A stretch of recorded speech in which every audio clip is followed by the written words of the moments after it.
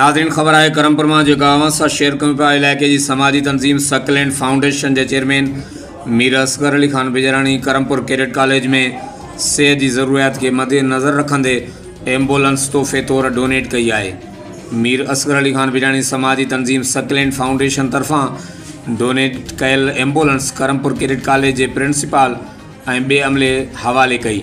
क़रमपुर cadet college के principal ऐं ॿिए अमले अड़े अमल ते ثقلين فائونڈيشن ऐं संदन चेयरमैन मीर असग़र अली ख़ान बजराणी जो शुक्रियो अदा कयो।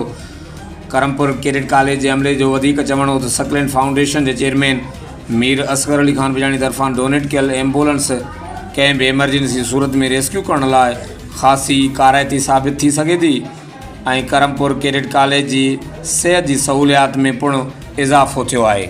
हर वक़्तु आगाहण लाइ ॾिसंदा रहो JTN न्यूज़ क़रमपुर।